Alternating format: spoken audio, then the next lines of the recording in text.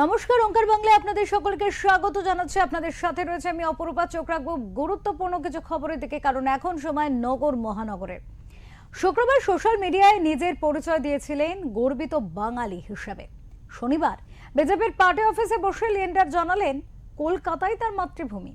ভোটের আবহে বিজেপিতে যোগ দিয়ে বাঙালি অস্মিতায় শান দিয়েছেন লিয়েন্ডার পেজ। মনে করিয়ে দিতে চাইলেন কলকাতার মাটিতে খেলা শিখেই তিনি অলিম্পিকের মঞ্চ থেকে পদক জিতে এসেছেন, কিন্তু বর্তমানে রাজ্যে টেনিসের জন্য কোনো পরিকাঠামো নেই বলেও তার গলায় ফুটে উঠল আক্ষেপের স্বর। তিনি বলেন, 40 বছর ধরে দেশের জন্য টেনিস খেলেছি, এবার নতুন খেলার সুযোগ পেয়েছি, দেশের সেবা করতে পারবো।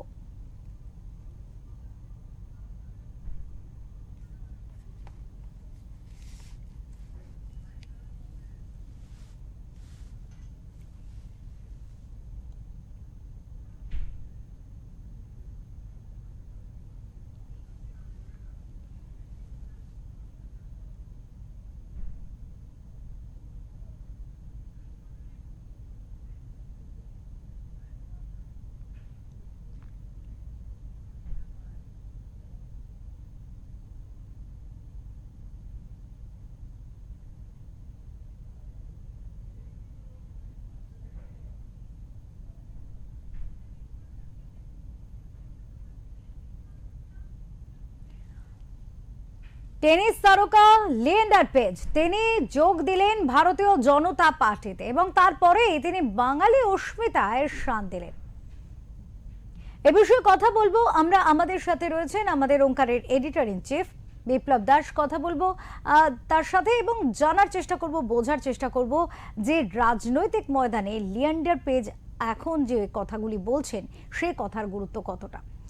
এক্ষেত্রে দাদা, প্রথমে যে প্রশ্নে আসবো, লিয়েন্ডার পেজ তিনি টেনিস তারকা, সকলের পরিচিত, কিন্তু 2021 সালে মমতা বন্দ্যোপাধ্যায়ের হাত ধরে গোয়ার মাটিতে তৃণমূলে যোগ দিয়েছিলেন লিয়েন্ডার, কিন্তু তারপরে তাকে সেভাবে কিন্তু কোনো কাজে দেখা যায়নি। যদিও প্রার্থী হবার কথা থাকলেও শেষ পর্যন্ত তাকে সেটাও দেখা যায়নি এবং সেভাবে সক্রিয় ভূমিকায় রাজনীতিতে দেখা যায়নি। কিন্তু এবার 2026-এর নির্বাচনের আগে হঠাৎ করে বিজেপিতে চলে এলেন লিয়েন্ডার পেজ এবং একেবারে বললেন যে নরেন্দ্র মোদীর প্রভাবে প্রভাবিত হয়েই তিনি রাজনীতিতে এসছেন, কাজ করবেন বলে, অন্যরকম খেলবেন।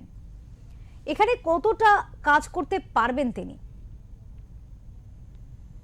দেখো অপরূপা, তুমি যেটা বলছিলে যে 2021 সালে গোয়ার নির্বাচনে, বিধানসভা নির্বাচনের আগে পানাজিতে মমতা বন্দ্যোপাধ্যায়ের হাত ধরে তৃণমূলে যোগ দিয়েছিলেন লিয়েন্ডার পেজ। এবার 26 ঠিক 5 বছরের মাথায় এ রাজ্যে যখন বিধানসভা নির্বাচন 26-এর ঠিক তখন তিনি পদ্ম ফুল হাতে নিলেন, অর্থাৎ জোড়া ফুল ছেড়ে তিনি পদ্ম ফুল হাতে নিলেন। এবং শুধু এইটা ভাবলে হবে না যে 2021 বা 2026, আমরা যদি এর মাঝে, এর আগে অর্থাৎ 2019 সালে লোকসভা নির্বাচনের আগে রাহুল গান্ধীর সঙ্গে তার বৈঠক হয়েছিল। অর্থাৎ তিনি কিন্তু কংগ্রেসেও চেষ্টা করেছিলেন, তিনি তৃণমূলে চেষ্টা করেছেন, এবার তিনি বিজেপিতে এসছেন জল্পনা তাকে নিয়ে। তো প্রশ্ন যেটা, যে এখানে যদি একটু রাজনীতির কথা বলি, যে তৃণমূল কিন্তু যে মুহূর্তে লিয়েন্ডার পেজ তিনি বিজেপিতে যোগদান করবেন এই জল্পনা বা এই খবর প্রকাশিত হয়, তখনই তাকে বহিরাগত বলতে শুরু করে। কিন্তু এইখানটাতেই প্রশ্ন, যে যখন পানাজিতে তাকে জয়েন করালো, তখন তিনি যেহেতু গোয়ায় জয়েন করেছিল, তখন তিনি বহিরাগত ছিলেন না। তিনি যে কলকাতায় এসে জয়েন করলেন, তিনি বহিরাগত হয়ে গেলেন। কিন্তু যদি আমরা একটু দেখি যে লিয়েন্ডার পেজ আজকে যেটা বলেছেন যে প্রাক্তন টেনিস তারকা, তার যদি একটু ব্যাকগ্রাউন্ডটা সংক্ষেপে বলা যায়, তাহলে দেখা যাবে যে তিনি প্রায় দেশের মানে কলকাতাতেই কিন্তু তার বেড়ে ওঠা। তার বাবা ভেস পেজ, তিনি অলিম্পিক পদক জয়ী, এবং মা জেনিফার পেজ, তিনি কিন্তু জাতীয় দলের অধিনায়কও ছিলেন। এবং 1996 সালের আটলান্টা অলিম্পিক্সে এবং 1996 তার ব্রোঞ্জ শুধু পদক নয়, এটা একটা মানে লড়াইয়ের প্রতীক বলা যায়। এবং টানা 7টি অলিম্পিকে তিনি অংশগ্রহণ করেছেন এবং 18টি গ্র্যান্ড স্লাম, অর্থাৎ বলা যায় যে একটা অনন্য নজির সৃষ্টি করেছিলেন কিন্তু তিনি। আর তিনি কিন্তু যা করেছেন তিনি কিন্তু এই বাংলার মাটিতে থেকেই করেছেন লিয়েন্ডার পেস।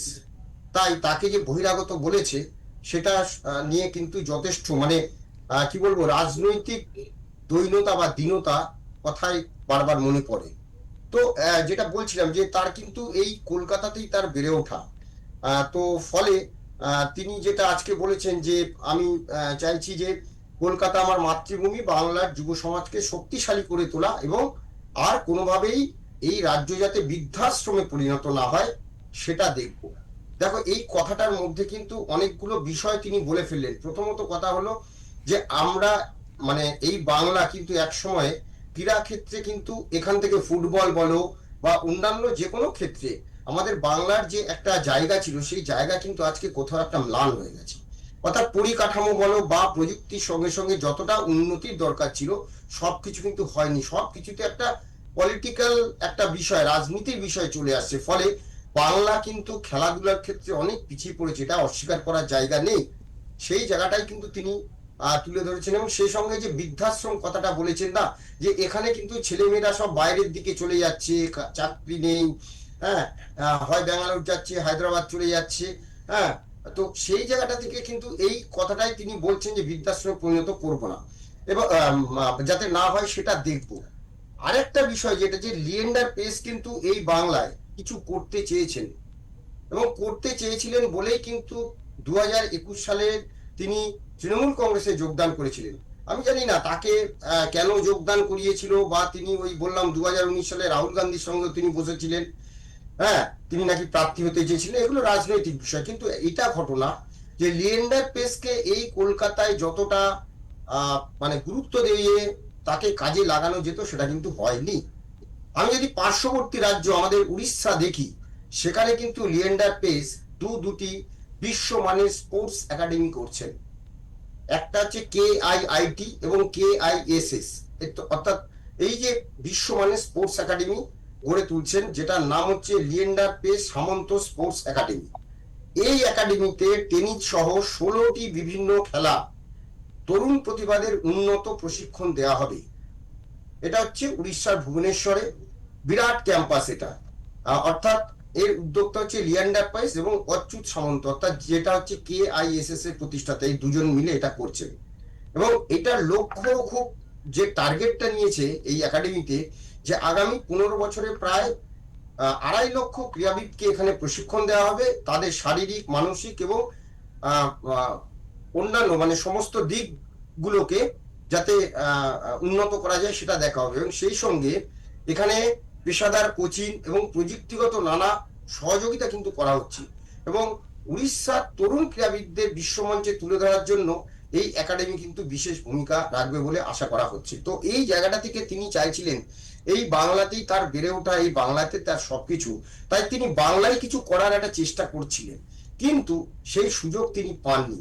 আমার মনে হয় যে তিনি কিন্তু নির্বাচনে তাকে প্রার্থী, অনেকেই বলছে নির্বাচনে প্রার্থী, আমার মনে হয় না তিনি নির্বাচনে প্রার্থী হবেন। তিনি যেটা চাইছেন যে বাংলার খেলাধুলার মান পরিকাঠামো যাতে উন্নত হয়, তার জন্য তিনি কাজ করতে চান। দেখো, এই মানে লিয়েন্ডার পেস সত্যি মানে এই বাংলার গর্ব, এটা অস্বীকার করলে হবে না। তার ছোটবেলা থেকে তিনি এখানে রয়েছেন, তার পরিবার এখানে রয়েছে, তার নিজের বাড়ি এখানে। তো সেখানে তিনি হতে পারেন গোয়ায় হয়তো তাদের মাটির টান বা শিকড় রয়েছে, কিন্তু এখানে তো তার মানে জন্মস্থান, কর্মস্থান সবকিছুই। এবং এখানে থেকেই তিনি এত সুনাম কুড়িয়েছেন, সারা বিশ্বের মঞ্চে দাপিয়ে বেরিয়েছেন। তিনি কিন্তু কলকাতায় কিছু বা এই বাংলার জন্য কিছু করতে চেয়েছিলেন, সেটা তিনি পারেননি।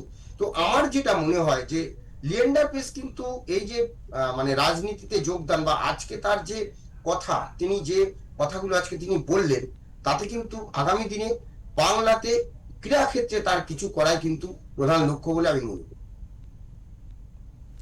একেবারে এক্ষেত্রে কিন্তু একটা বিষয় তো বারবার করে উঠে আসছে যে বিজেপিতে যোগ দেবার পরে তিনি যে বাংলার কথা বলছেন, বাঙালির কথা বলছেন, এবং তিনি যেমনটা বলছেন যে বাংলার মধ্যে ইনডোর স্টেডিয়াম নেই টেনিস যারা খেলে সেক্ষেত্রে ছোট ছোট ছেলে মেয়েদেরও অনেক কষ্ট করতে হয়।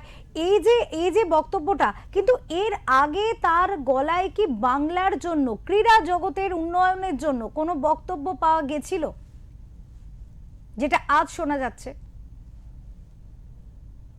তো নিশ্চয়ই সে যখন যোগদান করেছিল নিশ্চয়ই সেটা তো আর তাকে সেভাবে প্রেস কনফারেন্সে তাকে কিন্তু গোয়ায় নিয়ে যাওয়া হয়েছিল কোনো একটা পলিটিক্যাল, কি বলবো আমরা বলি ফায়দা বলি, পলিটিক্যাল উদ্দেশ্যে তাকে নিয়ে গিয়ে সেখানে জয়েন করানো হয়েছিল।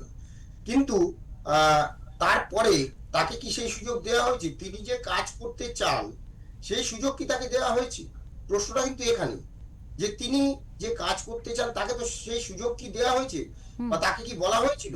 দেখো সৌরভ গাঙ্গুলিও কিন্তু চেষ্টা করেছেন, কিন্তু সৌরভ গাঙ্গুলি যেমন আমাদের বাঙালির হৃদয়ে যে স্থান করে নিয়েছে সেখানে ক্রিকেট খেলার জন্য যে তারপরে সৌরভ গাঙ্গুলি কিন্তু ক্রিকেট প্রশাসক হিসেবে তার যে দক্ষতা সেটাও কিন্তু তিনি দিয়েছেন এবং সেটা তিনি বিশ্বমঞ্চ করেছেন, আমাদের এই বাংলাতেও করেছেন।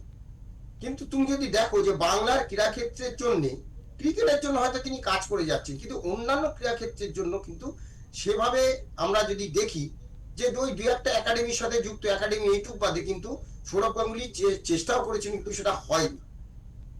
সেখানে কিন্তু লিয়েন্ডার পেসকে নিশ্চয়ই সেভাবে কাজে লাগায়নি বলে তিনি বলতে পারেননি, যেটা আজকে তিনি বলছেন যে যদি এই রাজ্যে নতুন করে বিজেপি ক্ষমতায় আছে, যেটা উনি উড়িষ্যায় করছেন, আমি তো এটাই বললাম যে যেটা উনি উড়িষ্যায় করছেন, এই এই যে এত বড় একটা একাডেমি, বিশ্বমানের একাডেমি এবং 2.5 লক্ষ আগামী 25 বছরে 2.5 লক্ষ ক্রীড়াবিদ তৈরি করার যে একটা বড় নেওয়া হয়েছে, এবং তুমি দেখবে যে উড়িষ্যা থেকে বা অন্যান্য রাজ্য থেকে যেভাবে ছেলেমেয়েরা উঠে আসছে, আমাদের রাজ্যে সেই সংখ্যাটা কম, প্রচুর প্রতিবন্ধকতা রয়েছে, আমাদের খেলাধুলায় উঠে আসা প্রতিবন্ধকতা প্রচুর রয়েছে, মানে পরিকাঠামো খুব খারাপ অবস্থা।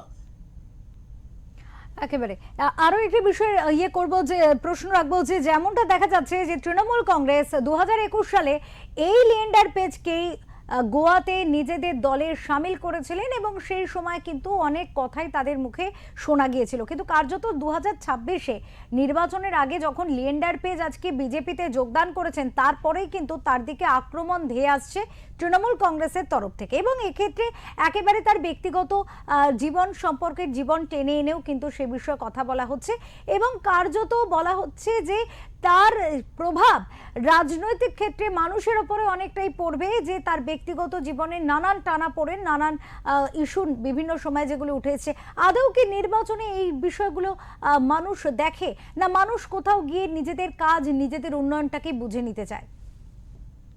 দেখো একটা কথা বলি, যারা সমাজের একটু এরকম মানে প্রতিভাবান হয় বা অভিনেতা বলো খেলোয়াড় বলো, এদের না একটু দাগ থাকে এটা নিয়ে, মানে যদি প্রচারের আলোয় থাকে তো এইটা নিয়ে কোনো ব্যাপার নেই, এটা ঠিক আছে, তৃণমূল কংগ্রেস করবেই, তারা তার প্রতিপক্ষ দলে যোগদান করেছে, তারা করছে, তাদের দলেও তো তখন যোগদান করেছিল, তখন কি তারা এইসব জিনিসগুলো ভেবেছিল?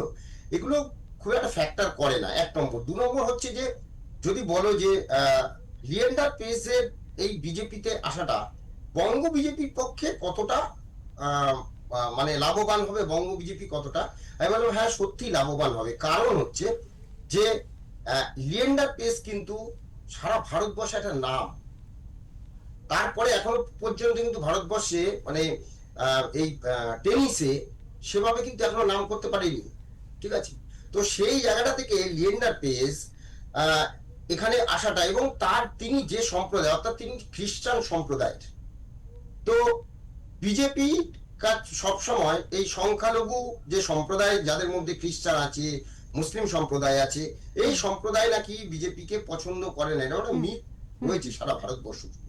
সেইখানটাতে লিয়েন্ডার পেজের মতো, অর্থাৎ তুমি যদি দেখো লিয়েন্ডার পেজ এটা কিন্তু সমাজের একটা যারা বিশিষ্ট জন তাদের মধ্যে কিন্তু একটা জায়গা ভ্যারি করে, তো সেই জায়গাটা থেকে লিয়েন্ডার পেজ কিন্তু বঙ্গ বিজেপি মানে বিজেপিতে আসার ফলে বঙ্গ বিজেপি কিন্তু বেশ লাভবানই হবে এক্ষেত্রে, এটা কিন্তু বলাই যায়। কারণ তিনি খ্রিস্টান সম্প্রদায়ের মানুষ এবং এই খ্রিস্টান সম্প্রদায়ের মানুষ তিনি আসছেন বিজেপিতে যোগদান করছেন, এবং তাকে উড়িষ্যাতে যে কাজের সুযোগ করে দেওয়া হয়েছে এটা তো অনেকেই জানতো না, যারা ক্রীড়াক্ষেত্রে জড়িত তারা বাদে কেউ জানেই না যে লিয়েন্ডার পেজ শিলিগুড়িতে চেয়েছিলেন, কিন্তু সেই শিলিগুড়িতে একটা একাডেমি করার চেষ্টা করেছিলেন, কিন্তু সেভাবে সফল হননি শিলিগুড়িতে, কিন্তু তিনি উড়িষ্যাতে সফলতার সঙ্গে এই কাজটা করছেন। ফলে তিনি যে ক্রীড়াক্ষেত্রে কিছু করতে চান, এবং তিনি উড়িষ্যা এখন বিজেপি সরকার, তো সেখানে যে তিনি কাজ করছেন, আর এর আগে বিজু পট্টনায়ক ছিল সেখানে, তো কাজ কিন্তু সেখানে শুরু হয়ে গেছিল এবং এখন সেটা শুরু হয়ে গেছে অলরেডি। তো এবার এই পশ্চিমবঙ্গে বিজেপির মানে পক্ষে কিন্তু এটা লাভবানই হয়েছে। একজন খ্রিস্টান সম্প্রদায়ের একজন প্রতিনিধি, এবং যে সে প্রতিনিধি নয়, তিনি একজন ভারতবর্ষের খ্যাতনামা ব্যক্তি বলা যায়, তিনি বিজেপিতে যোগদান করছেন। ফলে বঙ্গ বিজেপি কিন্তু এতে লাভবানই হবে এবং আগামী মানে আসন্ন 26-এর নির্বাচনে এর কিন্তু একটা বড় প্রভাব পড়বে, এ কথা বলা যায়। একেবারে আমরা একটু শুনে নেব প্রধানমন্ত্রী নরেন্দ্র মোদীর সাথে সাক্ষাতের পরে প্রধানমন্ত্রী নরেন্দ্র মোদীর প্রভাব নিয়ে সম্পর্কে লিয়েন্ডার পেজ ঠিক কি বলেছেন শোনাবো। मोदी जी का जो विजन है देश के लिए, उनका विजन है यूथ के लिए, और उनका विजन जो है स्पोर्ट्स के लिए। मोदी जी का विजन के साथ मैं आपके सामने बैठा हूं। मैं मोदी जी का देश का विजन के साथ मैं पूरा अलाइंड हूं। एक बंगाल छेले को जो मौका दिए स्पोर्ट्स और यूथ की तरफ से, मैं इस अलाइनमेंट के साथ मैं देश वालों का सेवा करना चाहता हूं, देश का सेवा करना चाहता हूं।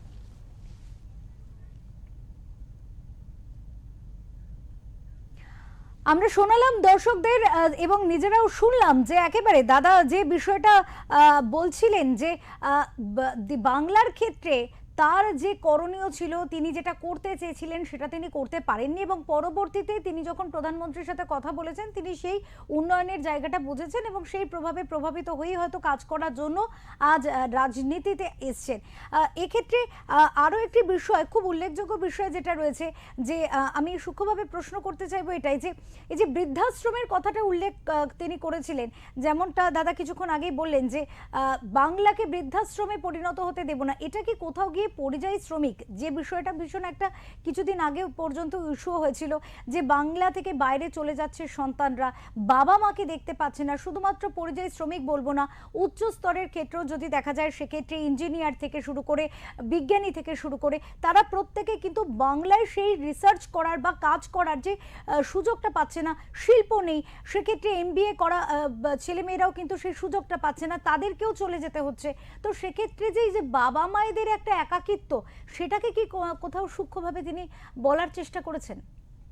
না, এটাই তো আগে বললাম যে শুধু পরিযায়ী শ্রমিকের কথা বললে হবে। দেখো, পরিযায়ী শ্রমিক কি হয়, যে পরিযায়ী জিনিসটা আলাদা। পরিযায়ী শ্রমিক যে তারা হচ্ছে এ রাজ্যে একটা নির্দিষ্ট সময়, হয়তো এখানে যখন চাষবাস হয় তারপরে হয়তো 3 মাস চাষবাস হলো, তারপরে তাদের কোনো কাজ থাকে না, তখন তারা আগে কলকাতায় আসতো বা অন্যান্য জায়গায় যেত, এখন তারা অন্য রাজ্যে যাচ্ছে নানা রকম কাজ করতে, সেটা বাড়ি বানানো হোক বা অন্য যে কোনো কাজ হোক, সেখানে কিন্তু তারা যাচ্ছে এবং ওই সময়টুকুর মধ্যে কিন্তু ওই বছরে হয়তো 6 মাস তারা ওখানে কাজ করে চলে আসে, আবার 6 মাস বাদে তারা এখানে থাকে। তো এটা হচ্ছে পরিযায়ী শ্রমিক। কিন্তু পরিযায়ী শ্রমিকের থেকে বড় হচ্ছে যে এ রাজ্যে তো শিল্প কোথায়, এ রাজ্যে কারখানা কোথায়, এ রাজ্যে IT যে কাজ করবে সবই তো এখন হায়দ্রাবাদ আর ব্যাঙ্গালোরে হয়ে যাচ্ছে। তো আমি জানি, আমি বলছি, আমি তো মফস্বলে থাকি, তো আমি জানি যে আমার পাশের বাড়ির ছেলেটি সে কিন্তু ব্যাঙ্গালোরে চলে গেছে, তার বাবা মা এখানে থাকে, হ্যাঁ, এবং সে এবং তার স্ত্রী সদ্য বিয়ে করেছে, তো তার স্ত্রীও কিন্তু ব্যাঙ্গালোরেই কাজ করছে IT-তে।